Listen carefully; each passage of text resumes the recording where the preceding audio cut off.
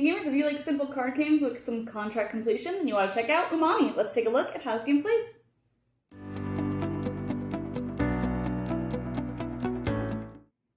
In this game, players will start with a private favorite card as well as 4 ingredient cards, and then there will be 4 ingredients out in the center as well as 4 favorite cards, and there'll be a number of favorite cards in the deck depending on player count.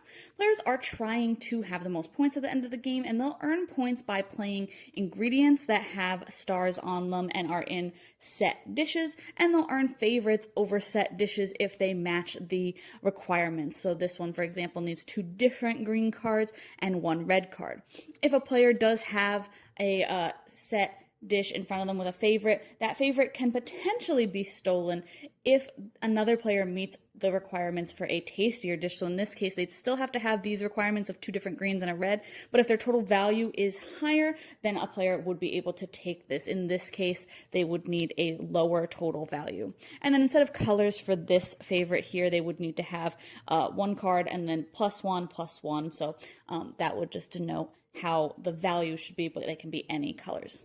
On a player's turn, they will play 1 ingredient card from their hand and 1 out from the center of the table. And you can do that in any order. You can play things to the same dish or to 2 different dishes if you want, and you can have up to 5 dishes in front of you. If you already have 3 ingredients in a dish and want it to add another one, you cannot add a 4th, but you are able to discard something and add something in its place. So on a player's turn, again, they would go ahead and play their 2 ingredients. So maybe I'll play that out of my hand, and then I'll play this yellow card here. Then the market would refill, and you would also refill your hand.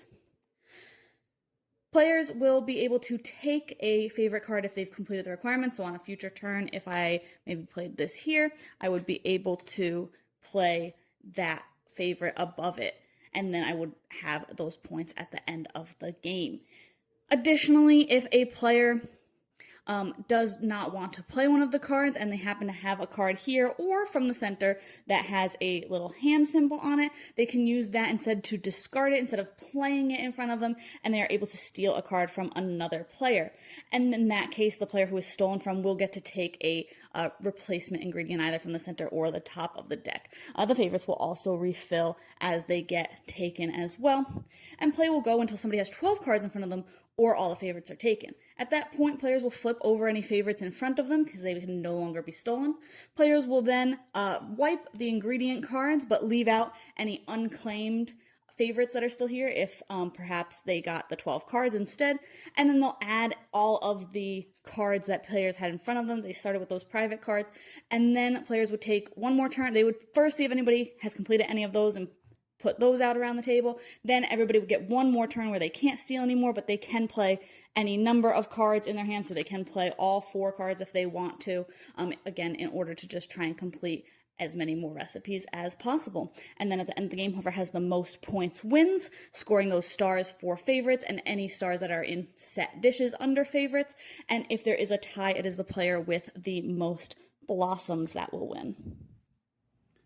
Overall, I thought this game was fine. It plays really smoothly. You take pretty quick turns because you don't have a lot of choice, but you do have a little bit of decision making in because you only can play 1 card from your hand and 1 card from the center. You can't play 2 from either area. So there's a little bit of control of keeping certain things in your hand, maybe to go for your private objective that you started with and kind of focus on that a little bit, hoping you get some points right at the end of the game. And of course, there's strategy in getting those point cards when you can or stealing them from other players when you can.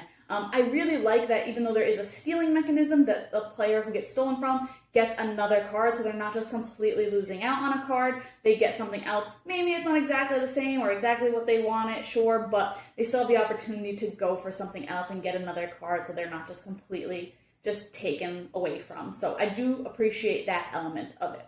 Overall, though, I thought that the scores usually came in really similar to one another. It was probably pretty obvious most turns, like, oh, that player's going for that card, so I'm going to go for this one instead. I didn't see a lot of stealing of the favorite cards because there's not a ton of discrepancy in those numbers, so it's a little bit hard to try and get like a higher or lower number, really, depending on the kind of shuffle of the deck for those ingredient cards. So I didn't see a lot of stealing of those. So again, the scores kind of came in really similarly for most games, which kind of just feels a little anticlimactic at the end, but again, overall, it plays really smoothly. It's pretty simple to learn, and it's got a little bit of contract completion. Those are randomized, especially in smaller player counts, because not as many come out. So I do like that too, keep the game a little bit fresh. But you can check my full thoughts on the blog today to decide if this one's for you.